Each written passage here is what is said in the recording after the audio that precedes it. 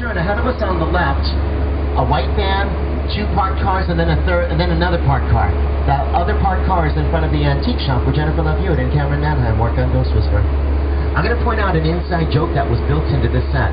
To the left of Rory the driver is a bike rack. Next to the bike rack, a green pole with a clock on it.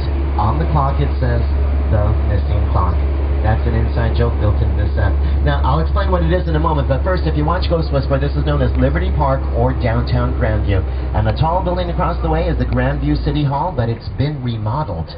It used to look like this when it was the Hill Valley Clock Tower in Back to the Future. The fake bricks have been replaced with fake marble blocks. The triangle set piece at the top has been removed, and the clock is now on top of the green pole. That's why it says "The Missing Clock." Inside joke for fans of Back to the Future. Now, that tall building has been remodeled before. This is not the first time. It also played City Hall in Psycho 2 starring Anthony Perkins. It was originally the courthouse in To Kill a Mockingbird starring Gregory Peck. Here it is as the snow-covered university in Sneakers starring Robert Redford. In the movie Bruce Almighty, the big riot happened in front of that building. As for Back to the Future Part 2, we had dug up this park and put a pond there. Unfortunately, it is necessary to remodel the sets from time to time as production needs require. After all, as I said before, we are the most filmed location in the world. Now, in just a moment, we're going to be driving across Universal's New York Street. When you're crossing the street, look to the right. You'll see New York Street as it appears in movie theaters right now. The last 30 minutes of Transformers shot on New York Street. Around the corner to the right, where all these trucks are parked, is where Optimus Prime battled Megatron at the end of the movie Transformers.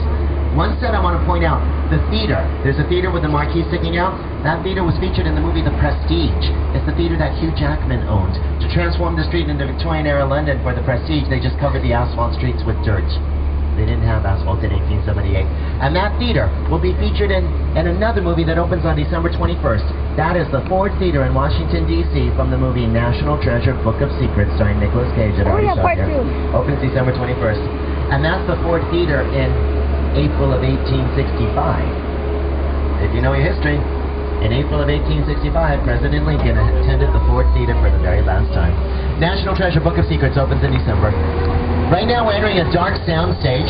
The reason it's so dark, the best way to film a nighttime scene during the day is to shoot it indoors.